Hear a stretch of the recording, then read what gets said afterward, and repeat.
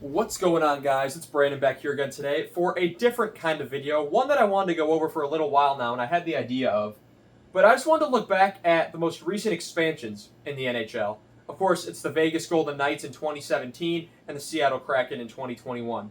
What I have on the board here is their expansion drafts, who they took from every team, all the trades, all the free agents they've made, because we see two franchises right now in two completely different spots.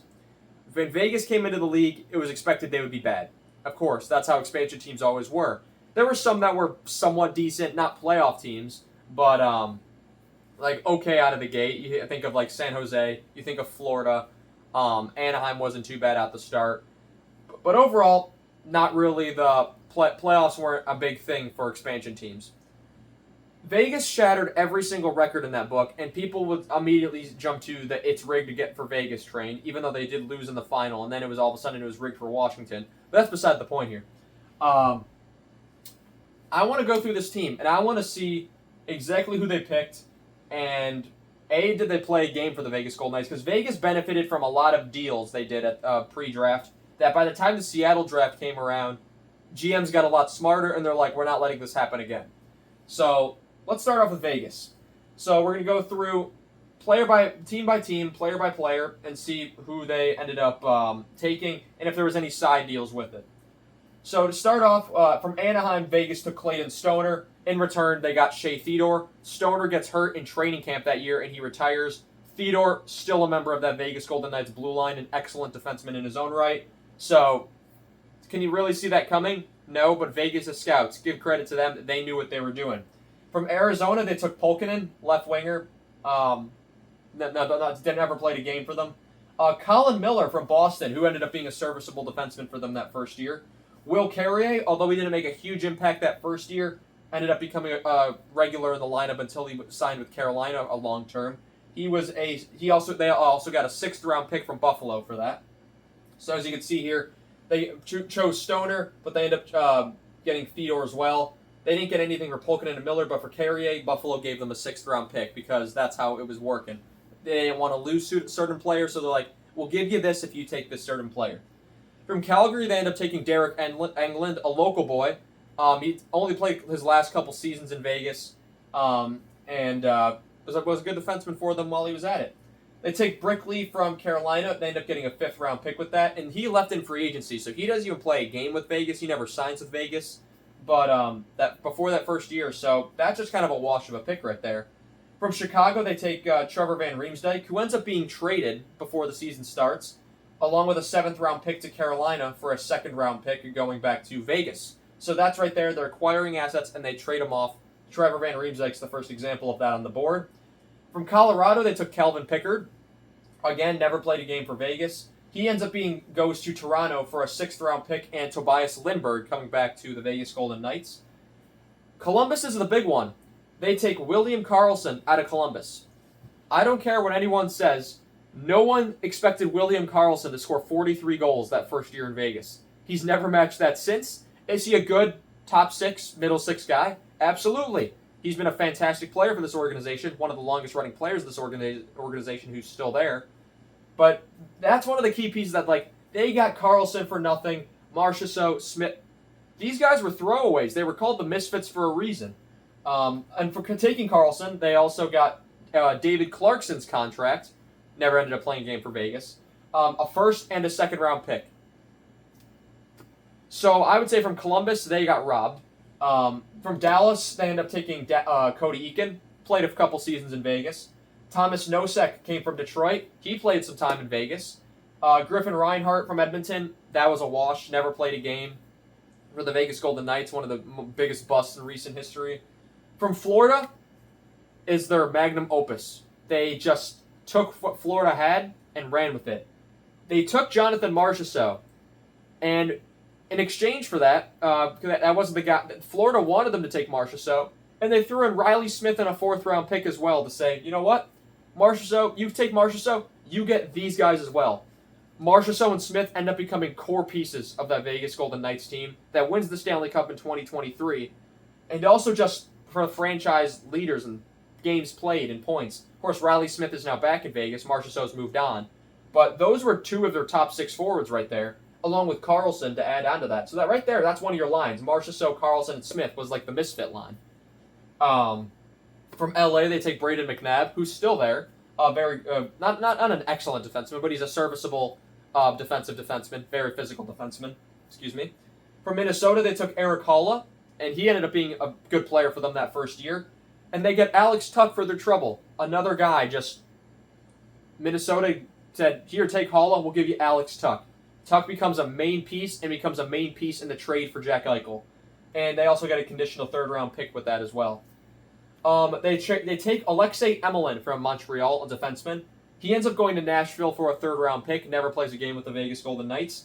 From Nashville, they take James Neal, and Neal is really the captain that first year. He only spends 1 year in Vegas as an alternate captain, had a really good season, and he's one of my favorite players, so I can't really argue with that. They took John Merrill from New Jersey, didn't play a prominent role, but a serviceable defenseman on the blue line for them. They took J.F. Berube from the Islanders, who ended up leaving in free agency. Not only that, they got the contract of Grabowski, they got Jake Bischoff, a first and a second-round pick from the Islanders. Islanders said, just take everything. They let the guy walk in free agency. Grabowski never played again. Bischoff is a nothing. That first and second-round pick, fantastic. From the Rangers, they took Oscar Lindberg, a center who ended up playing for them.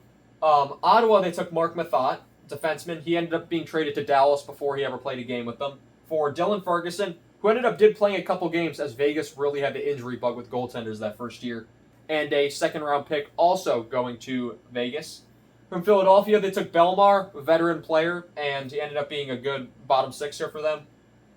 Pittsburgh, they took Marc-Andre Fleury, and he was the centerpiece of that team that first year. He was the face of the franchise when Vegas started. Of course, the way he leaves Vegas, complete different story, but that's not important for this video.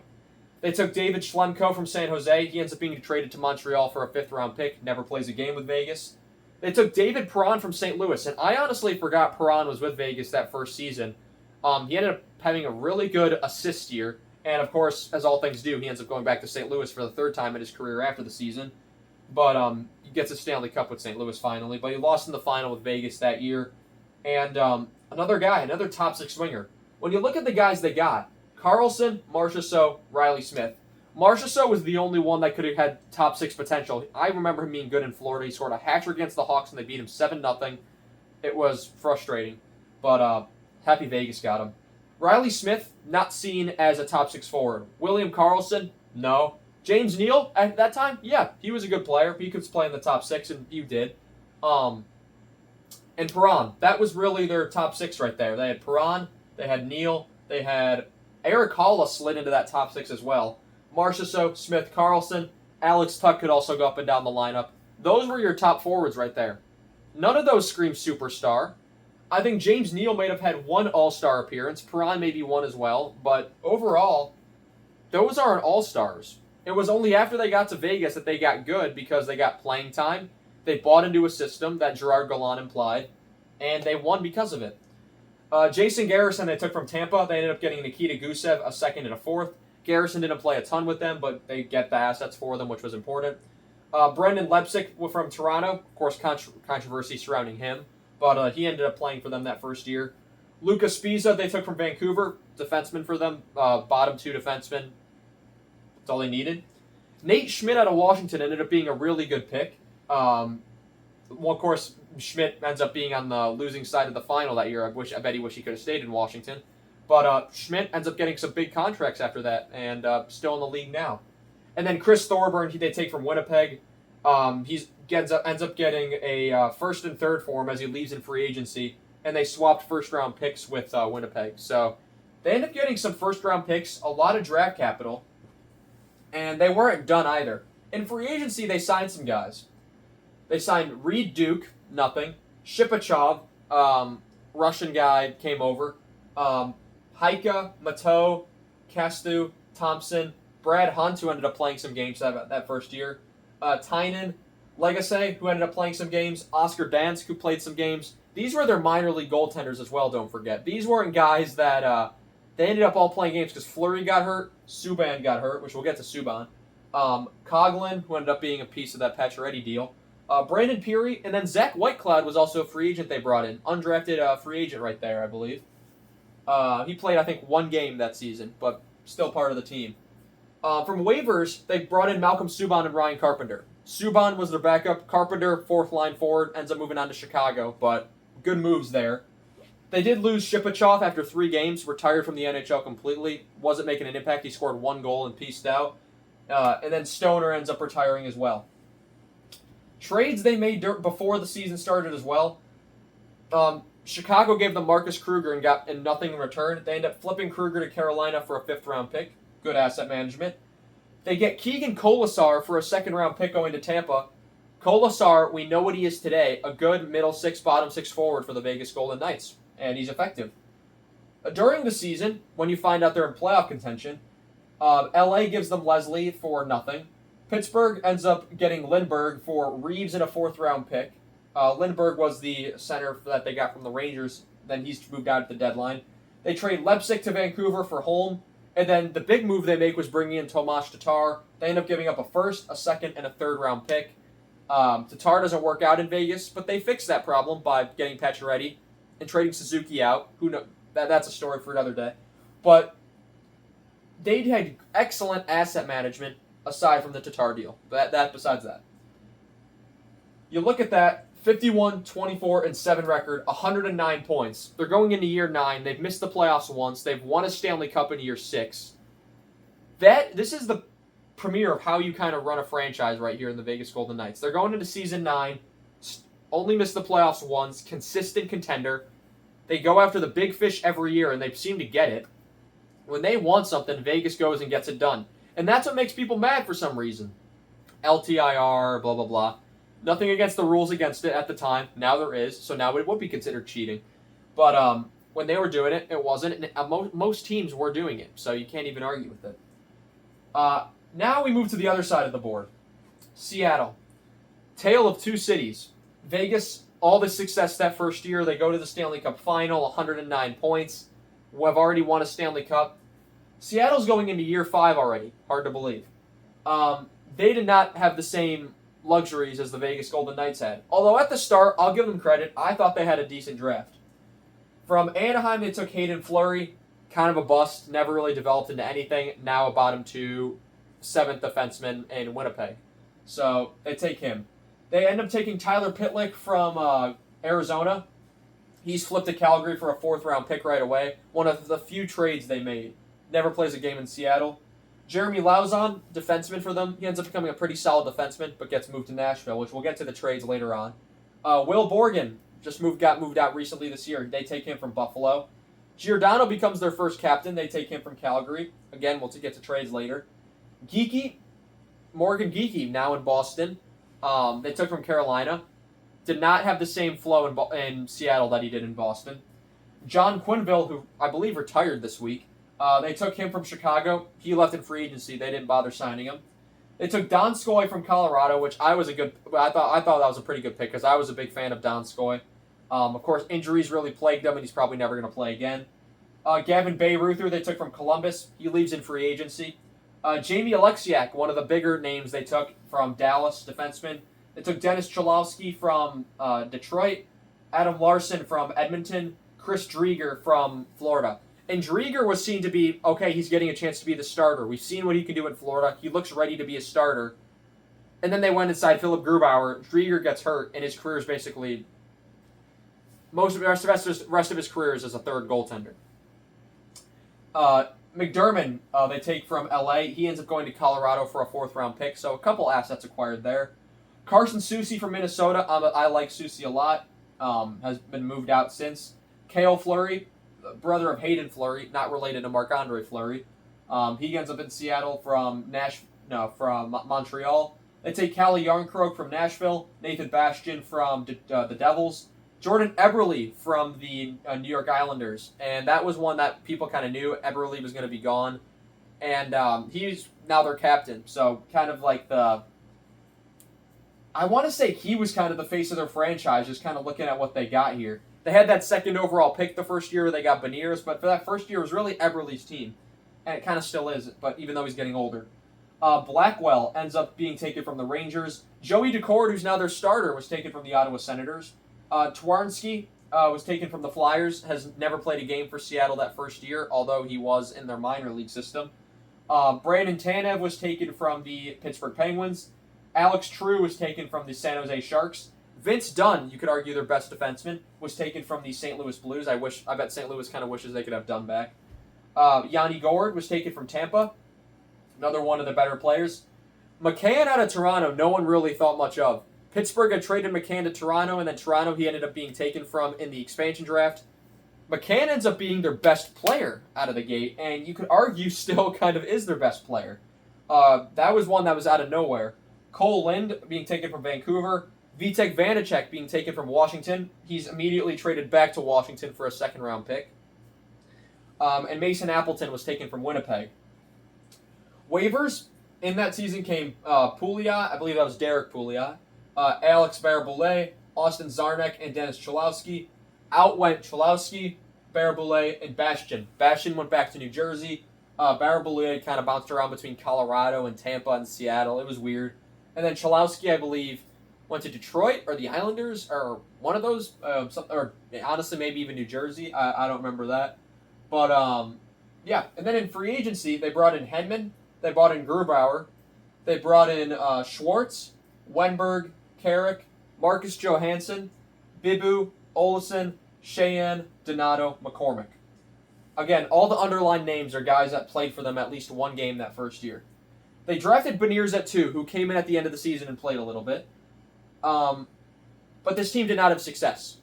This team was your classic expansion team. 27, 49, and 6 for 60 points. Thus, they were sellers at the deadline, and they sold off a lot. Yarncroke goes to Calgary for a second, a third, and a seventh. Good assets getting back. Yarncroke didn't do much in Calgary, but they got the assets.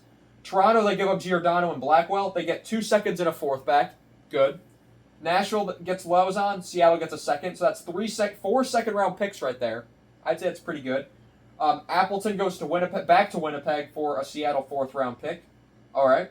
Washington gets Marcus Johansson in exchange for Daniel Sprong, a 4th and a 6th.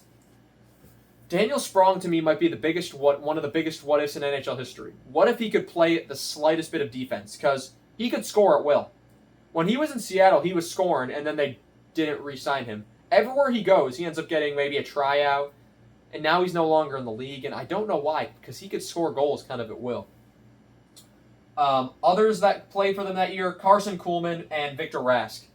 Victor Rask, a name you haven't heard probably in a while, and Kuhlman, I liked him as a player, but never really made it at the NHL level.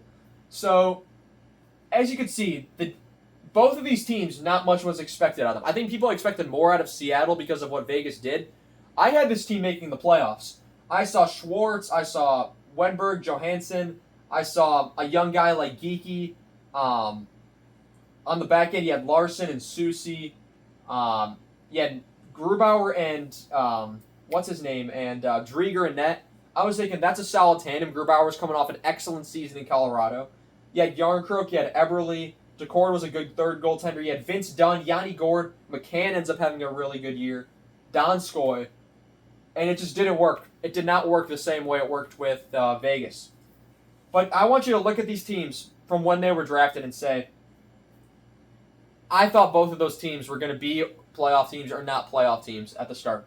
No one thought this. You could honestly have looked at this and thought this was going to be worse. Fully admit that. I look at this expansion draft and I think, honestly, I think these picks were better than Vegas's, yet Vegas was the one that had all the success. Of course, it could have been coaching. Gerard Gallant ended up being an excellent coach for Vegas. Dave Hackstall didn't end up lasting that long in Seattle, and then Dan Bilesma took over, and now it's Lane Lambert, right? Yeah. So, let me know down below what you think in the comments. Was the expansion draft rigged, or whatever people want to say these days? Or was it just great asset management by Vegas? And Seattle made the playoffs their second year. People forget that, but he's just been mediocre since. Seattle is missing something. We're just really not sure what it is. Vegas has the something. It's can they get back to the Stanley Cup? Anyway, I rest my case. Thank you all so much for watching this video. Leave your thoughts down below, and I shall see you all in the next one. Have a good one.